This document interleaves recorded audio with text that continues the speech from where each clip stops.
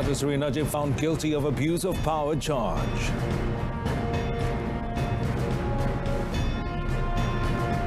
Hoisting of Jalur Gemilang marks launch of 2020 National Month.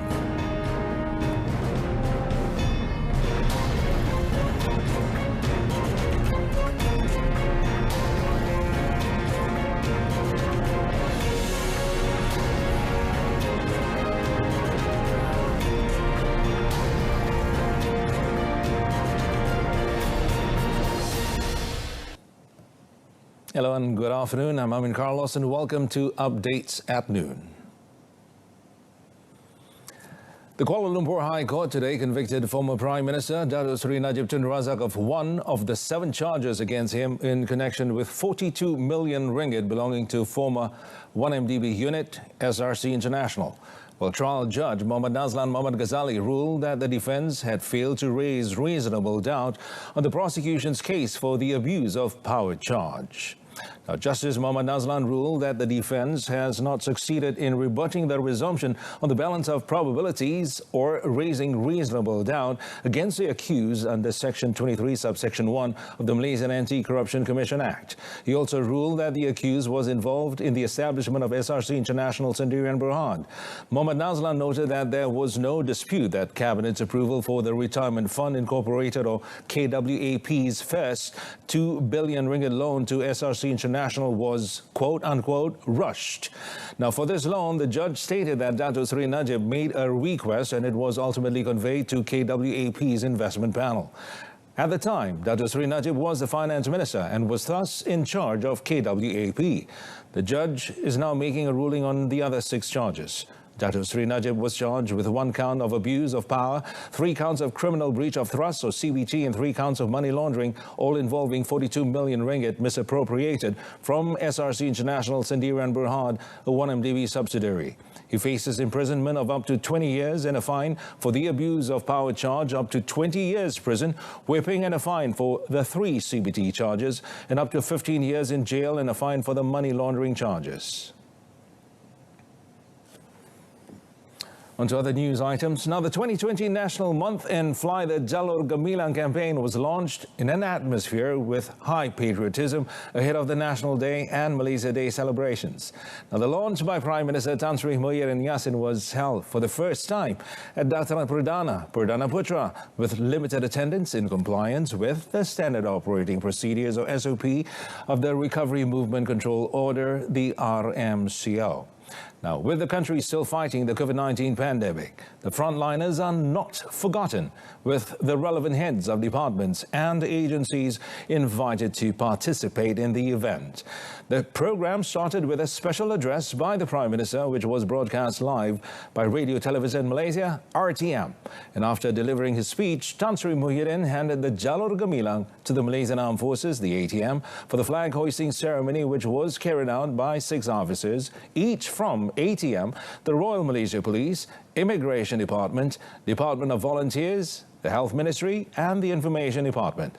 The hoisting of the Jalur Gemilang was accompanied by the singing of the National Anthem by the Information Department's choir group, Pentarama, with music provided by the ATM band. The highlight was the launch of the singing of the theme song for the 2020 National Day and Malaysia Day celebration, Malaysia Prihatin, by the Pentarama choir group. The song was composed by RTM's music director, Dato Moghzani Ismail, with the lyrics by El Sol Ahmad. The event at Dataran Perdana ended with the Prime Minister flagging off the Merdeka Info on Wheels, known as IOW, which will travel throughout the country until 15 September to boost the spirit of patriotism among the people. Malaysia is set to be hit by a 3rd wave of the COVID-19 pandemic if the people continue to be complacent about complying with the Standard Operating Procedure, the SOP, such as wearing a face mask and practicing social distancing. Health Director General Dr. Nur Hisham Abdullah said the increase in new clusters could cause a spike if cases of the outbreak is not properly controlled. Kluster-kluster yang baru bagaikan sebagai bahan api iaitu yang menunggu iaitu burning amber ataupun bahan api. Tetapi kita sebagai rakyat Malaysia, kalau kita tak patuh kepada SOP, jadi kluster adalah ibaratkan kluster yang baru ni ibaratkan sebagai bara yang sedang nak membakar. Kita ni kalau tak patuh ber-SOP sebagai bahan api. Jadi kalau bara berjumpa dengan bahan api akan merebak satu pembakaran yang besar. Jadi kes akan meningkat secara mendadak. The Health Ministry has recorded 120 new cases in the 30th epidemiological week from 19th until 25th July.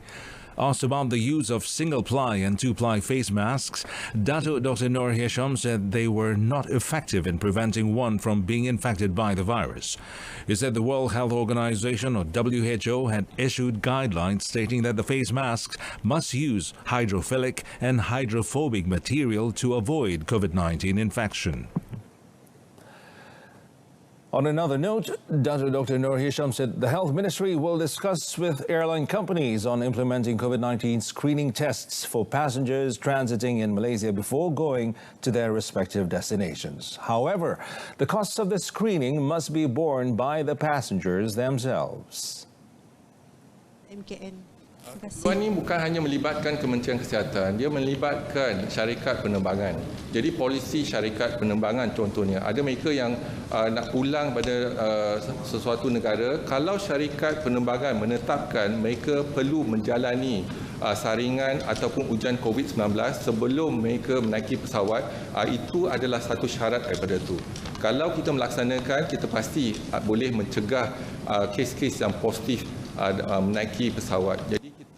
He said this when answering to a question on the temporary ban by the Cambodian government on all flights from Malaysia and Indonesia to curb the spread of COVID-19 effective 1st August. According to a report, the action had to be taken by the country's health ministry after an increase in the number of imported cases again in recent weeks, especially from the two countries. Dr. Noor Hisham explained that all 55 positive cases involving Cambodian transit passengers did not get infected when transiting in Malaysia. Well, the government will limit inter-zone movement in Sarawak from the 1st until 14 August in a bid to curb the spread of the COVID-19 in the state, especially in the city of Kuching. Senior Minister Dato Sri Ismail Sabri Yaakob said this was following a request by the state government for stern and proactive measures to be taken to combat the rising number of cases in Sarawak. There will be two zones involved, with Zone 1 being yellow to red zone involving Kuching, Serian and Samarahan, while green zone comprise Seriaman, Betong, Sarike, Kapit, Muka, Bintulu, Miri and Limbang. The senior minister said any individual who wants to move between the zones must get permission from the police first, while movements within zones are allowed. Pergerakan zon berbeza juga dengan PKP. Kalau kita PKP dulu, semua keluar rumah pun tak boleh. Yang ini boleh. Tetapi mesti mohon kebenaran daripada pihak polis. Maknanya masih ada kebebasan. Cuma sekatannya perlu mendapat kebenaran saja. Intra-zon boleh. Kalau dalam zon merah sekalipun, daripada kota Samarahan, daripada Samarahan nak pergi Kuching, boleh dibenarkan. Tetapi perlu, kalau keluar zon, perlu mendapat kebenaran. Kerana kita tak mahu daripada zon merah pergi ke zon hijau. Mungkin akan beri kesan kepada zon hijau tersebut. Speaking during a media briefing on the Recovery Movement Control Order, the RMCO in Parliament yesterday, he said the Sarawak government had also agreed to reduce the number of flights from the peninsula, Sabah and Labuan to Sarawak from 1st until 14th August. Well, meanwhile, Dato Sri Ismail Sabri also announced that the government had decided to tighten the standard operating procedures, or SOPs, for ship crew members signing on and signing off process to prevent the spread of COVID-19, especially to the locals. Well, they said crew members scheduled to undergo the signing on process are now required to undergo COVID-19 swab tests upon arrival at Malaysia's international port. Now, if tested positive, they will be sent to a hospital for treatment, while those tested negative will be required to undergo a 14-day mandatory quarantine at the quarantine station and to take the second swab test on the 13th day. According to him, if they are still tested negative on the 13th day, they will be allowed to proceed to the signing on process at the port. The same process would be required by crew members who will be signing off at the port. Daripada laporan Kementerian Kesihatan, antara kes import yang memberi yang menyumbang kepada jumlah kes import ini tinggi adalah melibatkan anak-anak kapal, kru kapal. Kerajaan hari ini telah mengambil keputusan untuk memperketatkan SOP bagi proses pertukaran anak kapal. Biasanya anak kapal ini punya had masa untuk bekerja dan mereka mesti keluar apabila sampai tempohnya. Jadi apa yang berlaku sekarang, apabila mereka keluar berlabuh, mereka nak pulang ke negara masing-masing yang melibatkan klasi daripada luar, mereka akan keluar dan terus pulang ke negara masing-masing tanpa kuarantin sebelum ini. Kerana mereka terus pulang ke negara masing-masing. Tetapi ada ketikanya mereka gagal untuk mematuhi SOP. Ada yang keluar membeli belah dan sebagainya. The cost of the 14-day mandatory quarantine and the COVID-19 swab tests will be fully borne by their employers. Well, smuggling syndicates are acting boldly by paying locals as well as school students to channel information on the movement of security forces at the border. Now, the National Task Force, or NTF, in a media statement said investigations found that these non-aggressive version of a tonto or thugs receive payments as low as 50 ringgit a day to provide information to smuggling syndicates. Well, Malaysian Border Security Agency AXIM Deputy Director General for Strategic Muhammad Rizwan Muhammad Zain said Tonto activities were now more cunning with a wide network of communications. Now, NTF stressed that use of locals to smuggle in illegal immigrants through the nation's waters or borders is an act of treachery. Thus, Special Operation Benteng under NTF involving several security forces such as the Malaysian Armed Forces or MAF, Royal Malaysia Police, Malaysian Maritime Enforcement Agency, Malaysian Border Security Agency, AXIM, and Royal Malaysian Customs Department, JKDM, will strictly patrol national borders from being enroached by illegal immigrants. Well, the people are also called on to channel any information related to this matter to NTF Operations Center. Well, 5 Indonesian men were arrested for attempting to smuggle in 230 kilograms of ganja by the Kedah and Perlis Malaysian Maritime Enforcement Agency, or Maritime Malaysia, over the weekend. The total value of the seized ganja was at 700,000 ringgit. Kedah and Perlis Maritime Director First Admiral Muhammad Zawawi Abdullah said patrol vessels detected 2 boats on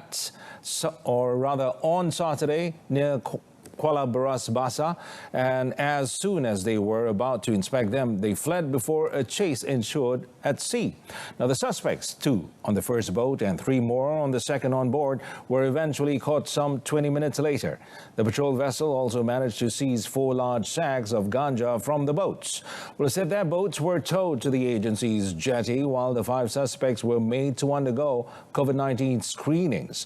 Well, he told a media conference at the agency's headquarters at Bukit Malud, Langkawi.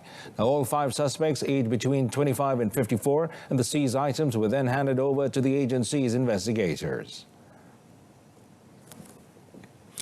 An advertising company director was charged in two separate sessions court in Kuala Lumpur yesterday with 12 counts of using false documents and invoices totaling 10 million ringgit relating to Tourism Malaysia contracts. Ibrahim Omar, 48, pleaded not guilty to all the charges before judges Azman Ahmad and Azura Alwi. Now, before Judge Azman, the accused was charged with 7 counts of dishonestly falsifying documents for the global advertising agencies and promotion for Tourism Malaysia tender, in which he had reasons to believe that all of them documents were false. Meanwhile, before Judge Azura, the accused, who hails from Sabah, was charged with 3 more counts of falsifying documents sent by email for the same tender. He was accused of committing the offences at the Tourism Malaysia office in Putrajaya on 10th September and at Pembangunan Leasing Corporation Credit and Factoring Sendirian Berhad, or PLCCM, at Menara Bank Pembangunan Jalan Sultan Ismail, Kuala Lumpur, between 5th and 10th June 2020. Now, all of the 10 charges were under Section 471 of the Penal Code, which carry a jail sentence of up to 2 years or fine or both if convicted. Now, as for the 2 remaining charges, Ibrahim Omar is accused of submitting 2 invoices with false details to Malik Omar, the head of a disbursement credit administration at PLCCM, for the Tourism Malaysia Global Media buy worth 7.2 million ringgit. The accused was granted 250,000 ringgit bail for all the charges, with one surety, with Azura setting additional conditions for him to surrender his passport and to report to the Kuala Lumpur MACC office once every month. The court then fixed 1st September for remention of the case. Well, 6-time Super League champions Johor Darul Takzim JDT has been handed a huge advantage after Malaysia was picked to host the 2020 AFC Champions League East Zone Group G and H matches following the COVID-19 pandemic.